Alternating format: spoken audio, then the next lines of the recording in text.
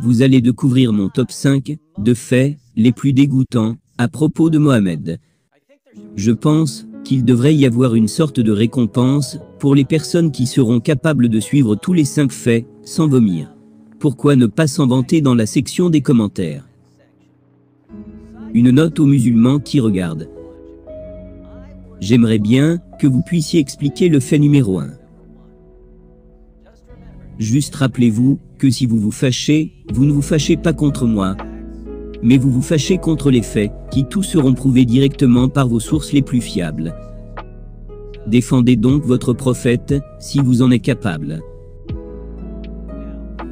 Maintenant, 4 des 5 faits nauséabonds que vous êtes sur le point de voir sont inconnus de presque tout le monde, en particulier des musulmans. Un seul d'entre eux est en train de parvenir à la connaissance du grand public. Cela signifie que si vous partagez ces faits avec vos amis musulmans, 4 de ces 5 faits seront des informations presque entièrement nouvelles pour eux. J'aurais aimé que toute cette vidéo soit dédiée à des faits inconnus sur Mohamed.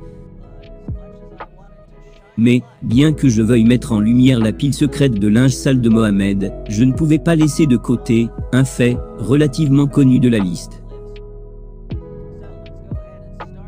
Donc allons-y, et commençons par le seul fait sur ma liste, dont beaucoup de musulmans et de non-musulmans ont entendu parler au cours de la dernière décennie. Le fait numéro 5, le plus dégoûtant à propos de Mohamed est: Mohamed avait des relations sexuelles avec une fillette prépubère de 9 ans. Nous avons passé en revue les récits sur la relation de Mohamed avec Aïcha des centaines de fois. Mais juste au cas où quelqu'un viendrait d'arriver de la galaxie d'Andromède, lisons-en un. Sahih al-Bukhari 5133. Aïcha a raconté que le prophète avait écrit le contrat de mariage avec elle quand elle avait 6 ans, et qu'il avait consommé son mariage avec elle quand elle avait 9 ans, puis elle est restée avec lui pendant 9 ans, c'est-à-dire jusqu'à sa mort. Les sources musulmanes déclarent que Aïcha jouait sur une balançoire lorsque les femmes sont venues la chercher pour l'emmener chez son mari. Elle avait ses poupées avec elle, alors qu'elles l'amenèrent dans la maison de Mohamed. Et nous savons comment les choses ont dû se dérouler, une fois qu'elle est arrivée dans sa maison. De toute évidence, il a allongé, enleva ses poupées, monta sur elle, et força son pénis en elle. Elle ne comprenait pas ce qui se passait, parce que personne n'avait pris la peine de lui parler du sexe. Effrayée et confuse, elle pleurait, à cause de la douleur et du sang se répandant partout sur le lit de son prophète. Mais elle essaya de garder le silence, par respect pour son nouveau mari, qui, en retour, mettait sa vie en danger. Mohamed était âgé de plus de 50 ans, lorsqu'il força son pénis, à l'intérieur de son épouse infantile prépubère de 9 ans. Mais ne laissez pas cela vous empêcher de croire qu'il est, d'après la sourate 33 verset 21, un magnifique modèle de conduite. Je suis content qu'on en ait terminé avec celui-là. Maintenant passons à l'amusement. Le fait numéro 4, le plus dégoûtant à propos de Mohamed. Mohamed a encouragé ses fidèles à se sucer les doigts les uns les autres.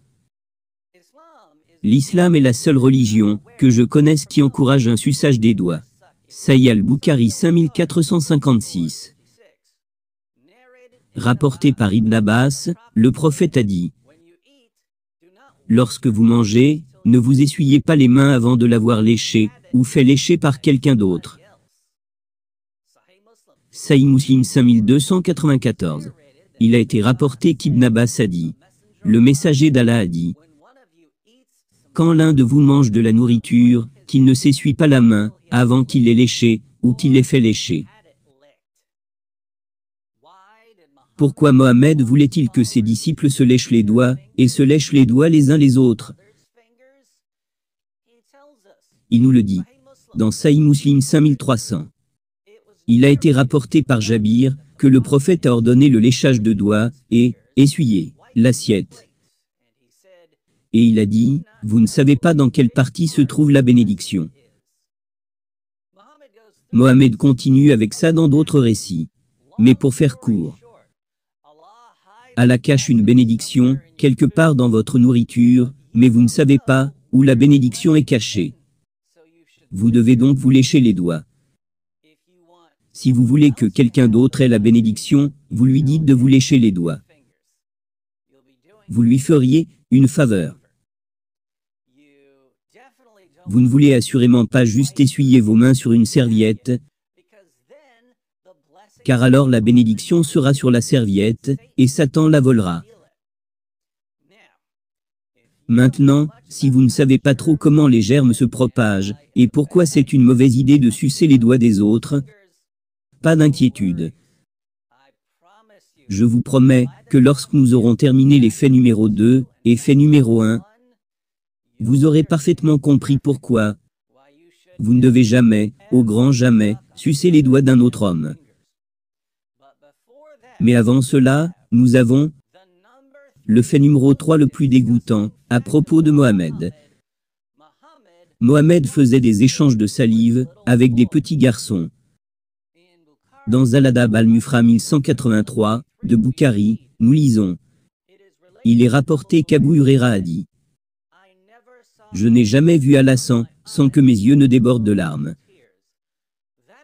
C'est parce que le prophète, qu'Allah le bénisse, et lui accorde la paix, est sorti un jour, et je l'ai trouvé dans la mosquée. Il m'a pris la main, et je l'ai accompagné. Il ne m'a pas parlé avant d'avoir atteint le marché de Banu Kenouka. Il marcha autour et regarda. Puis il est parti, et je suis parti avec lui, jusqu'à la mosquée. Il s'assit, et s'enveloppa dans son vêtement, puis il a dit. Où est le petit? Appelez le petit à moi. Hassan est venu en courant, et sauta sur ses genoux. Puis il a mis sa main dans sa barbe. Alors le prophète, qu'Allah le bénisse, et lui accorde la paix, a ouvert sa bouche, et a mis sa langue dans sa bouche. Puis il a dit, ô Allah, je l'aime. Alors aime-le, et celui qui l'aime. D'après un autre hadith, Musnad à 16245. Mohammed suçait la langue et les lèvres des petits garçons. Mais n'ayez crainte, il a également garanti que s'il suçait la langue ou les lèvres d'un garçon, la langue ou les lèvres de ce garçon ne seraient jamais tourmentées par les flammes de l'enfer. Niveau d'écœurement, 1 million.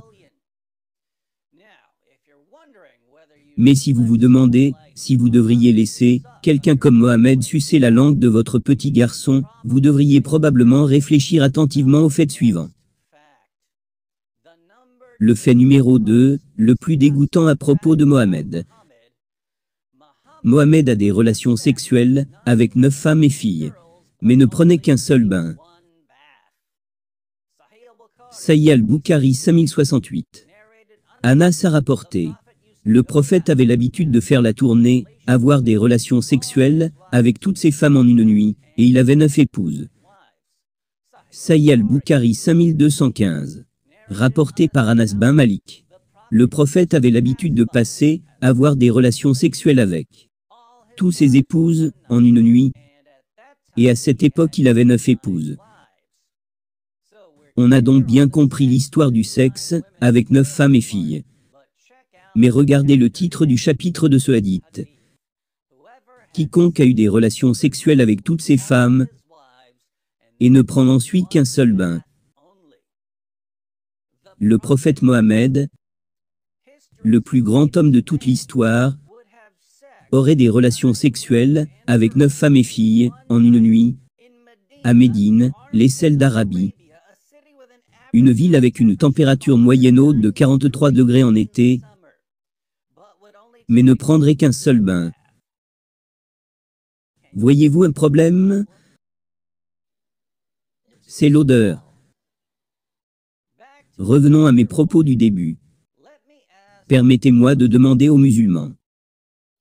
Imaginons que vous soyez un compagnon de Mohammed. Imaginez que vous êtes dans cette situation. Un jour, Votre prophète effectue l'un de ses marathons sexuels, mais il a besoin d'un petit booster d'énergie, entre l'épouse numéro 5 et l'épouse numéro 6. Donc il court au stand de nourriture le plus proche pour du houmous frais. Gardez à l'esprit qu'il ne prend pas de bain avant d'avoir terminé la tournée des 9. Il commence à tremper des morceaux de pain dans du houmous, mais il met du houmous partout sur ses doigts.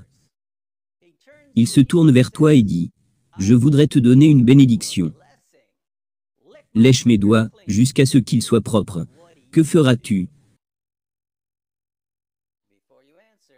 Avant de répondre, il y a encore un fait sur notre liste. Le fait numéro 1, le plus dégoûtant à propos de Mohamed. Mohamed était constamment couvert de sperme. Ouais, je l'ai dit. Mais ne me croyez pas sur parole. Croyez plutôt son épouse enfant Aïcha. Sahih al-Bukhari 232. Aïcha a rapporté. J'avais l'habitude de laver le sperme sur les vêtements du prophète, et même après ça, j'avais l'habitude de remarquer encore une, ou plusieurs taches sur eux. Sahih Muslim 669. Il a été rapporté que Aïcha a dit, à propos du sperme.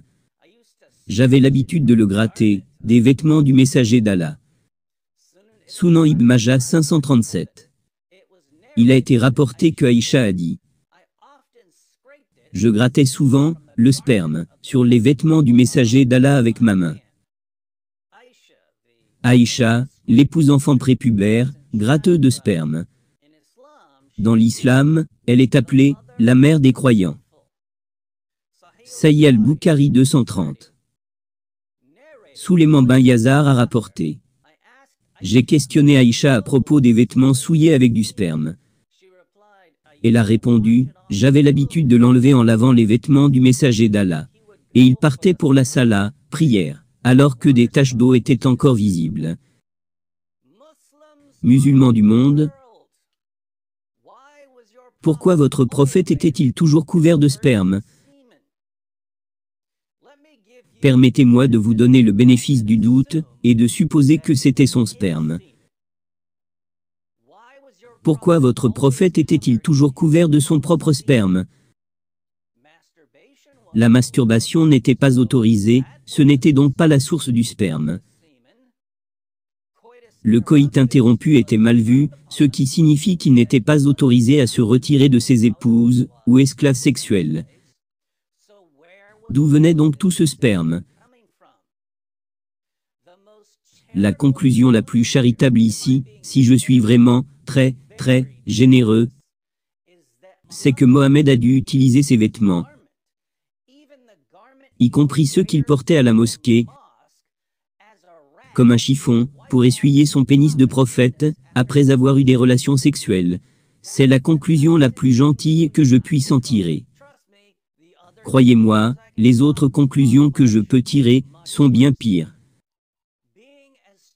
En étant aussi charitable que possible.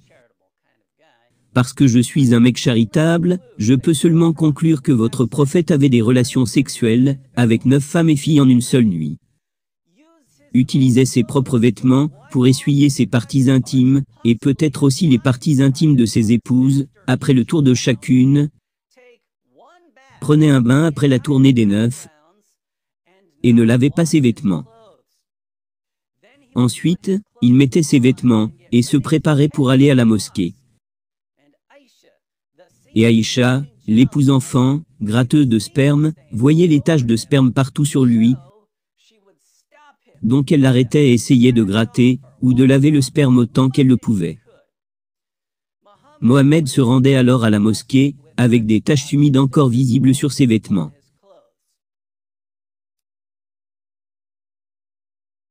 Souhaiteriez-vous être à côté de ce type? Souhaiteriez-vous lui faire un câlin, et avoir des vêtements collés contre les vôtres? Souhaiteriez-vous sucer ses doigts? Souhaiteriez-vous sucer ses doigts après le déjeuner? Souhaiteriez-vous qu'il suce la langue de votre bambin? Souhaiteriez-vous qu'il épouse votre fille prépubère? Avez-vous déjà rencontré quelqu'un, dans toute votre vie, qui soit plus crasseux et plus dégoûtant que le prophète Mohammed?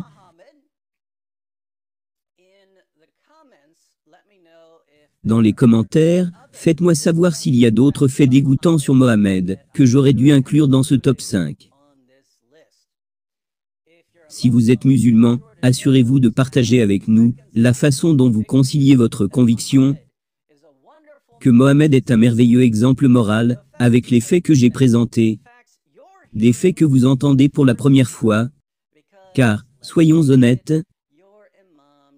vos imams ne vous révèlent pas ce genre de choses.